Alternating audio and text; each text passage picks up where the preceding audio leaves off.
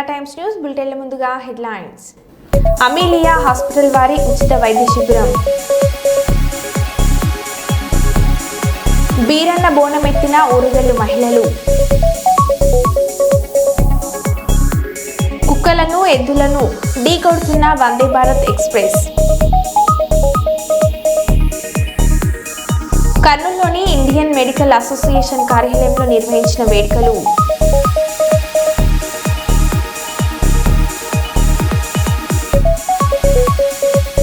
కలెక్టరేట్లోని సునయన ఆడిటోరియంలో mega parents teacher సమావేశం. ఇక వివరాల్లోకి వెళ్తే, నంద్యాల జిల్లా వైఎస్ఆర్సీపీ అధ్యక్షులు కాటసాని రాంభూపాల్ రెడ్డి అధ్యక్షతన ఆళ్లగడ్డ నియోజకవర్గం మాజీ ఎమ్మెల్యే బ్రిజేంద్రనాథ్ రెడ్డి ఆధ్వర్యంలో బాబు షూరిటీ మోసం గ్యారెంటీ ఆళ్లగడ్డ నియోజకవర్గం విస్తృత స్థాయి సమావేశం జరిగింది. అదేవిధంగా నియోజకవర్గ స్థాయి, మండల స్థాయి మరియు గ్రామ స్థాయిలో సమావేశాలు ఏర్పాటు చేయాలని, గ్రామానికి ప్రచారం చేయాలని పార్టీ నేతలు పిలుపునిచ్చారు.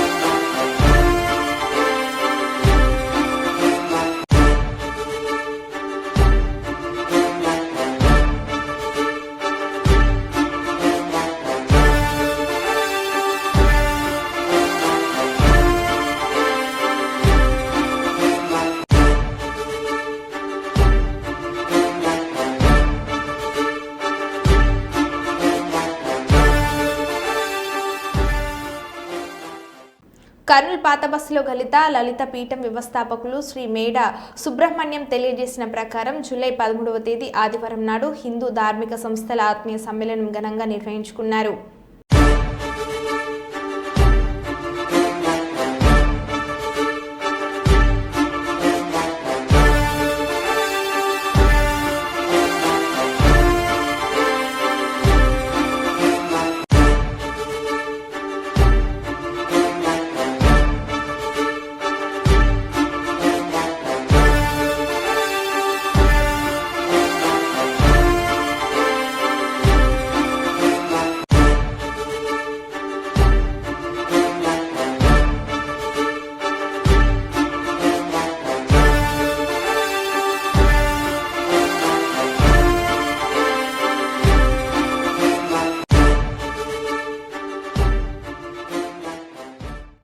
తొలి ఏకాదశి పర్వదినాన్ని పురస్కరించుకొని వరంగల్ తూర్పులో బీరన్న బోనాల జాతర ఘనంగా కొనసాగుతున్నాయి.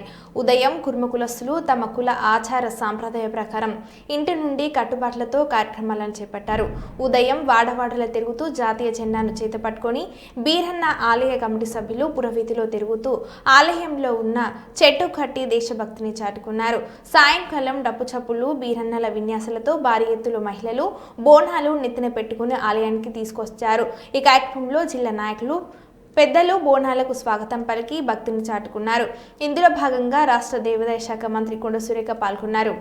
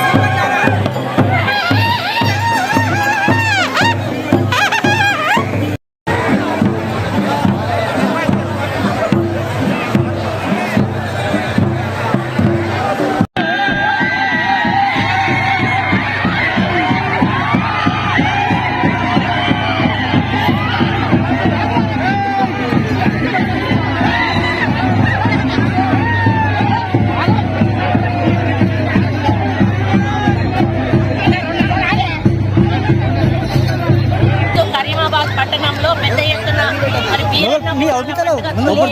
పండుగ నాడు జరుపుకోవడం చాలా సంతోషంగా ఉంది.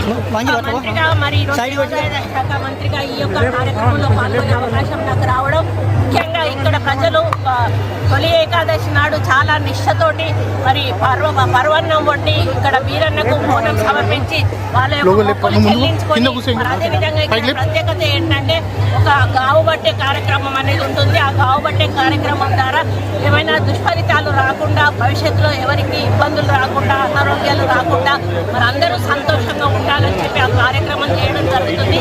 ఈ ఆనవాయితీ అనేది శతాబ్దాల కాలం ముందు పెద్దవాళ్ళు ఇక్కడ ఒక కలరా వచ్చినప్పుడు, ఆ కలరా మహమ్మారి అనేది వాళ్ళందరూ చనిపోతున్నప్పుడు వాళ్ళ ఇష్టదైవం అయినటువంటి వీరన్నకు మొక్కుకొని మరి మాకు ఈ యొక్క కలరా నిర్మూలన జరిగితే మేము ఒక బోనం సమర్పించుకుంటాం. బోనం అంటే భోజనం, ఆ భోజనాన్ని మేము సమర్పించుకుంటాము, మమ్మల్ని కాపాడు తండ్రి అని మొక్కినప్పుడు వాళ్ళని అనారోగ్యం నుంచి బయటపడేసినప్పుడు అప్పటి నుంచి కూడా ఆనవాయితీగా ఈ బోనం వండి మరి సమర్పించడం జరుగుతూ ఉంది. కాబట్టి ఈ కార్యక్రమం చాలా పెద్ద ఎత్తున కరీంబాద్లో ప్రతి సంవత్సరం జరుగుతుంది. ఈసారి కూడా ఈ కార్యక్రమం జరుగుతున్న సందర్భంలో నేను రావడం జరిగింది. ఇది చేసుకోవడం ద్వారా మన సమాజంలో కూడా ఎటువంటి కీడు రాకుండా అందరం ఆనందంగా ఉండి, ఈ రైతులు చల్లగా ఉండి మంచి పంటలు పండి మరి మన తెలంగాణ రాష్ట్రమే కాదు మన సొసైటీ కూడా బాగుండాలని ప్రతి ఒక్కరు కోరుకోవడం జరుగుతుంది. మరి అదే జరగాలని మేము కోరుకుంటూ వాళ్ళందరికీ కూడా బోనాల శుభాకాంక్షలు తెలియజేస్తాం. రాష్ట్ర ప్రభుత్వం ప్రతిష్టాత్మకంగా వందే భారత్ ఎక్స్ప్రెస్ చేపట్టడంలో ఆంధ్రప్రదేశ్ రాష్ట్రంలో కుక్కలను ఎద్దులను ఢీకొట్టడంతో ఆటంకాలు ఎదురవుతున్నాయి.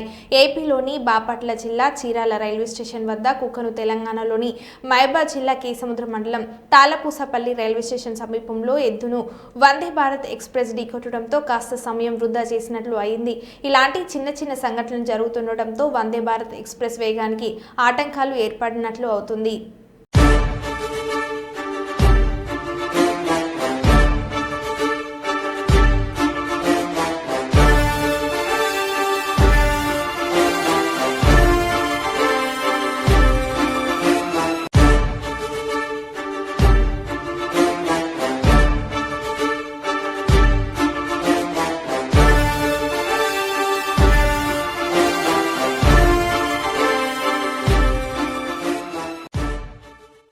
వరంగల్ ఇలవేల్పు అయిన శ్రీ భద్రకాళి దేవాలయంలో తొలి ఏకాదశి పండుగ సందర్భంగా భక్తులతో సందడి నెలకొంది. శ్రీ భద్రకాళి అమ్మవారిని భక్తులు అధిక సంఖ్యలో పాల్గొని అమ్మవారిని దర్శించుకున్నారు. ఈ సందర్భంగా ఆలయ ఈవో శేషుభారతి మాట్లాడుతూ వరంగల్ మహానగరంలో భద్రకాళి అమ్మవారి దేవస్థానం శాకంబరి ఉత్సవాలు జరుగుతాయని, తొలి ఏకాదశి సందర్భంగా భక్తులకు ఉచిత ప్రసాదం పంపించేస్తున్నామని, దీనికి ఎవరైనా ముందుకు వచ్చి చేయొచ్చని, భక్తులు కొంచెం ఓపిక చేసుకుని అమ్మవారిని దర్శించుకోవాలని ఆమె అన్నారు.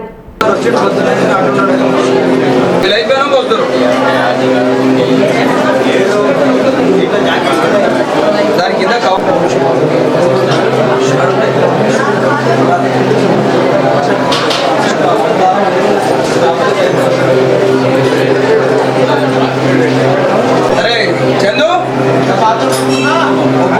పుట్ట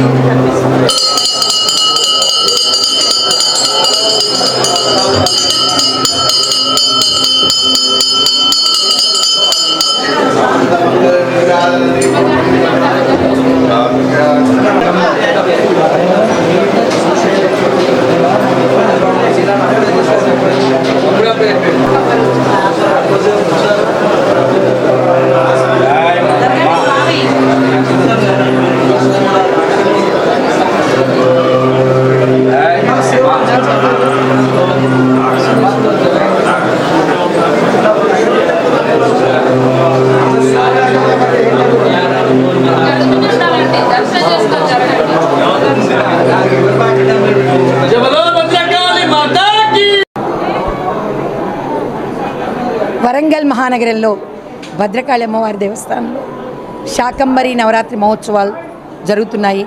ఒక పక్క చండీ హోమాలు జరుగుతున్నాయి, ఒక పక్క పూజలు, ఒక పక్క దర్శనాలు జరుగుతున్నాయి. ఈరోజు తొలి ఏకాదశి సందర్భంగా భక్తులందరూ అమ్మవారి ఆశీస్సుల కోసం రావడం జరుగుతుంది. మరి వారి కోసం ఉచిత ప్రసాదం ఏర్పాటు చేశాము, మరి మంచినీటి సౌకర్యం ఏర్పాటు చేశాము, క్యూ లైన్లు ఏర్పాటు చేశాము. దయచేసి ఓపికతో జనం ఎక్కువైనప్పుడు ప్రశాంతంగా అమ్మని తలుచుకొని భద్రకాళి శరణమ్మ అనుకుంటూ తలుచుకుంటూ ఉంటే, పిలుచుకుంటూ ఉంటే మనిషిలో అలసట అనేది ఉండదు.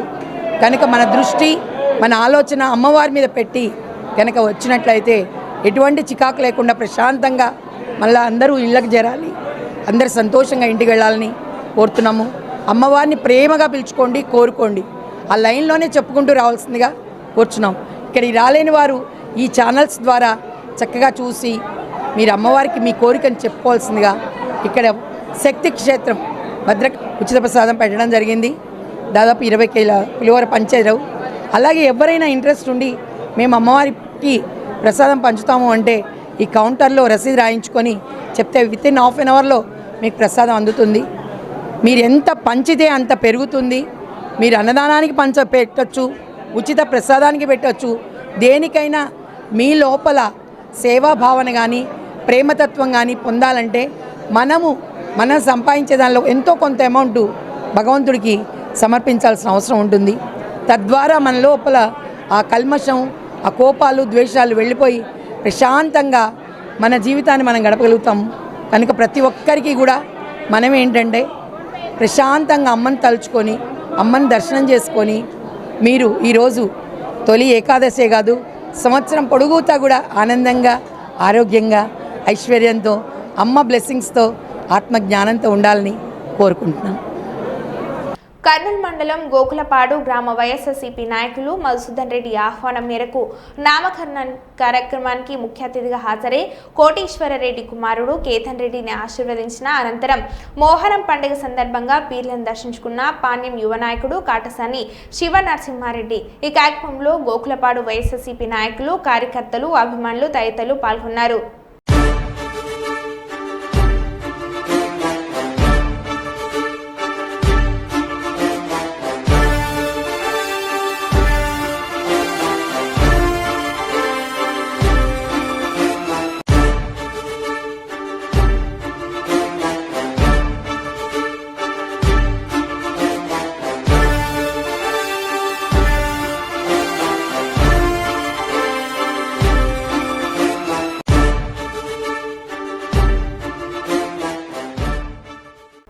నంద్యాల జిల్లా అధ్యక్షులు పాణ్యం మాజీ ఎమ్మెల్యే కాటసాని రాంభూపాల్ రెడ్డిని మరియు పాణ్యం యువ నాయకుడు కాటసాని శివ నరసింహారెడ్డిని మర్యాదపూర్వకంగా కలిసి పూలమాలతో సత్కరించారు. అనంతరం వారితో మాట్లాడుతూ పార్టీలో కష్టపడే కార్యకర్తలకు పదవులు వస్తాయి, పార్టీ బలోపేతానికి ప్రతి ఒక్కరు కృషి చేయాలని కాటసాని రాంభూపాల్ రెడ్డి సూచించారు. ఈ కార్యక్రమంలో 26వ వార్డు కార్పొరేటర్ దండు లక్ష్మీకాంతారెడ్డి, వైఎస్ఆర్సీపీ నాయకులు, కర్నూలు జిల్లా యువజన విభాగం అధ్యక్షులు శివారెడ్డి మరియు వైఎస్ఆర్సీపీ నాయకులు తదితరులు పాల్గొన్నారు.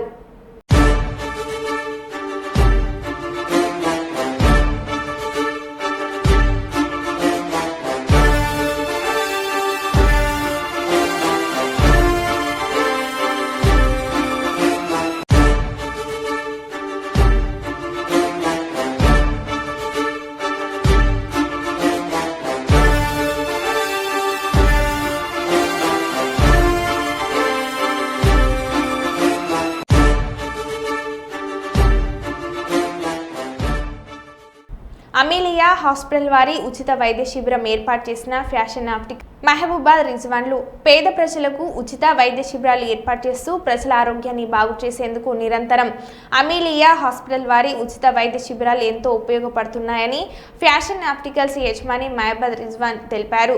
కర్నూలు నగరంలోని వన్ టౌన్లో బేకర్ కట్ట దగ్గర ఫ్యాషన్ ఆప్టికల్స్ వారు దగ్గర ఉండి పేదలకు టుడే ఈగో ఈసీజీ కళ్ళు పరీక్షలు చేయించారు. ఈ క్యాంపులకు ముందుకు తీసుకువెళ్లాలని కోరారు. తర్వాత ఈసీజీ తర్వాత ఆప్టికల్స్ ఐ చెకప్ అన్నీ ఫ్రీగా చూస్తున్నారు. చాలా సంతోషం. సార్కి థ్యాంక్స్. బేకర్ గడ్డలో సార్ బాగా పెట్టారు. ఇది క్యాంపు బాగా చూస్తున్నారు. నేను కూడా ఇప్పుడు చూపిస్తున్నాను, బాగుంది. ఇక్కడ హార్ట్ బీట్ది చూపించుకున్నాను, నేను బాగా చూశాను. ఏం లేదని చెప్పారు, అంతా నార్మల్ చెప్పారు. సంతోషం సార్. అమూల్య వాళ్ళు పెట్టించినారంట. ఇక్కడ మా అబ్బాయి అంతా మేనేజ్మెంట్ చేపిస్తున్నాడు. అంతా చూస్తున్నారు, బాగానే చూస్తున్నారు సార్. అంతా సంతోషం. అంతా బాగున్నారు సార్. అంతా డాక్టర్లు ఇద్దరు ఉన్నారు సార్, చూస్తున్నారు సార్. అంతా బాగా హ్యాపీగా చూస్తున్నారు.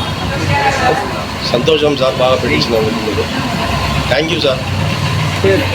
నా పేరు ముస్తాక్ సార్.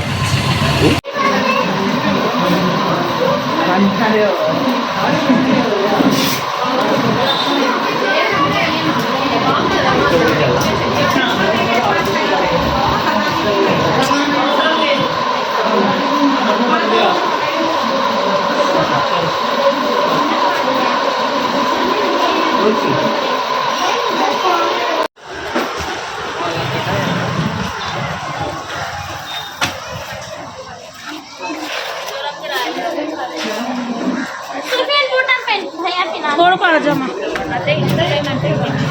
ये समीना में डाल कर हो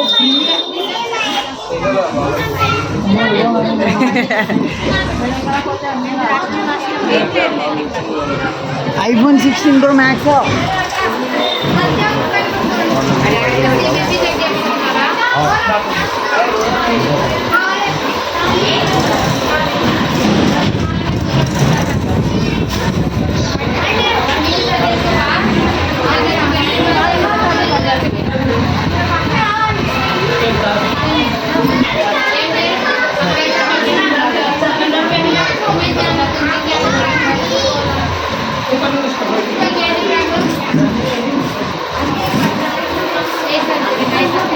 తాటివనము భూమిలో వెంచర్ చేస్తున్న కారణంగా తాటి చెట్లను జేసీబీల సహాయంతో చాలా చెట్లను తీసివేయడం జరిగింది. ఇక్కడ ఉన్న గౌడ సంఘం నాయకులు మాజీ మంత్రి శ్రీనివాస్ గౌడ్కు తెలియజేయడంతో తాను వచ్చి ఈ ప్రాంతమంతా చూసి గౌడన్నలకు న్యాయం చేకూరుస్తానని హామీ ఇవ్వడం జరిగింది. ఈ కార్యక్రమంలో గౌడ సంఘం నాయకులు పంచాల శ్రావణ్ కుమార్ గౌడ్, గ్రామ శాఖ అధ్యక్ష కార్యదర్శులు కట్ట సుదర్శన్ గౌడ్, బుర్ర వెంకట్ గౌడ్ తదితరులు పాల్గొనడం జరిగింది. చెట్లు పోయిన చెట్లు అక్కడక్కడంతా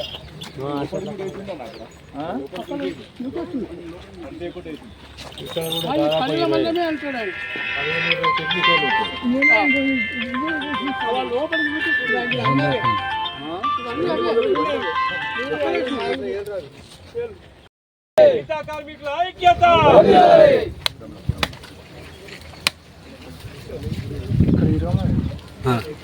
వెంకటేశనా అన్నాడు కొంచెం ఒకసారి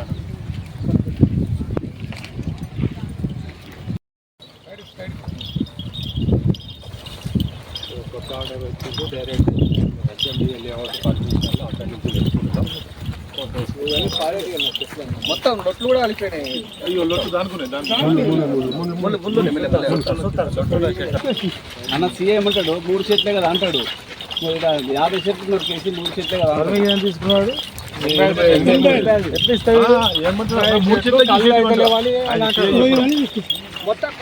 చెట్లు కట్టేసి తీసుకోవాలంట. మళ్ళీ ఆ చెరువులు వేసింది, చెరువు మూసేసింది.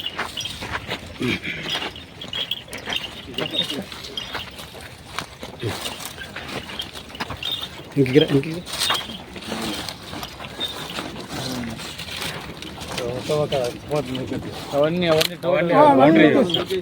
పొలం బుక్స్ ఇట్లా బౌండరీ నిలబడుకో.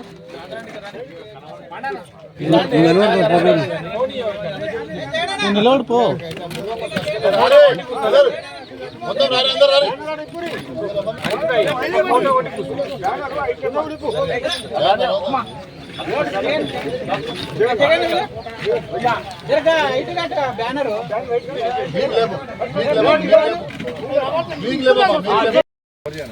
ఓకే కొంచెం ఇంకా జరగండి. ముందు ఉండండి. శ్రీనివాస్ సార్ ఒక్కసారి ఇట్లా అన్న ఇక్కడ చూడే శ్రీనివాస్ గారు కింది గోళ కోసింది కింద పడిపోయిన గోళ కోసింది. గౌడ్ సాబ్ ఒక్క గౌడ్ సాబ్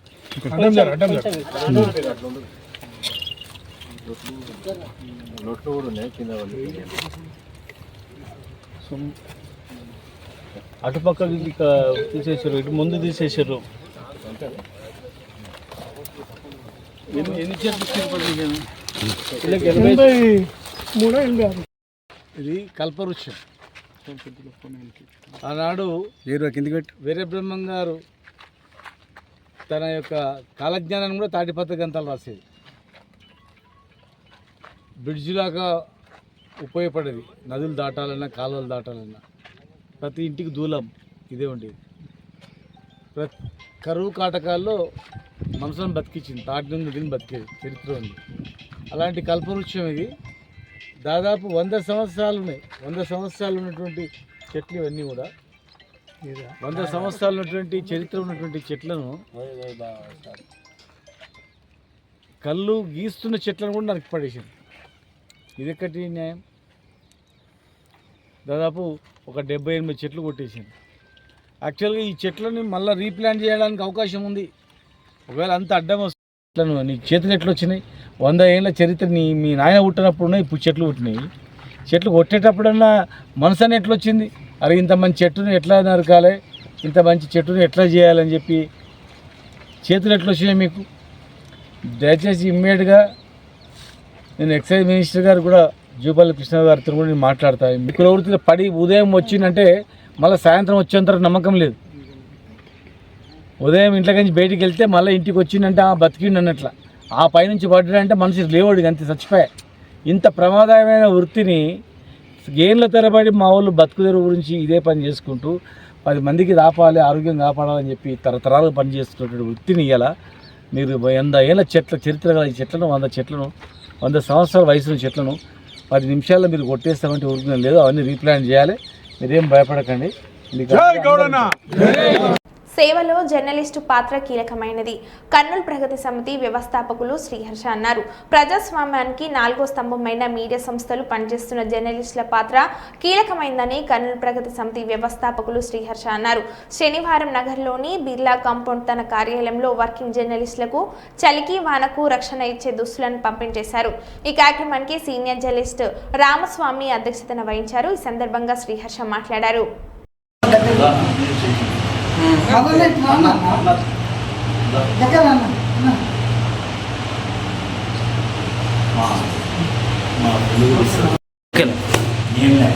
అందరికీ నమస్కారం. ఈరోజు మా కర్నూలు ప్రగతి సమితి తరఫున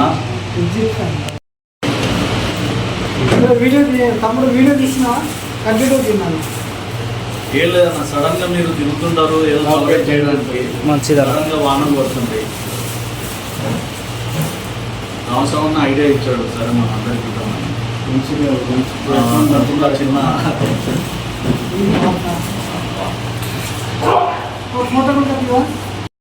ఓకేనా ఓకేనా. నమస్కారాలు.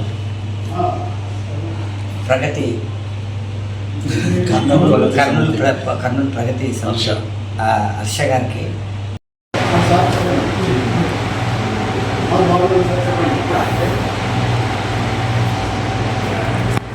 దినేష్ వెళ్ళిపోయాడు కదా. దినేష్ వెళ్ళిపోయాడు.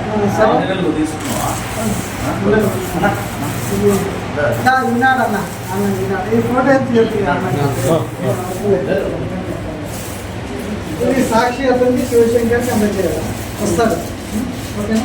మనం ఇచ్చేస్తే ఒకటి దినేష్ వెళ్ళిపోయాడు కదా. సరే సరే ఆయనకి ఇస్తావా మరి?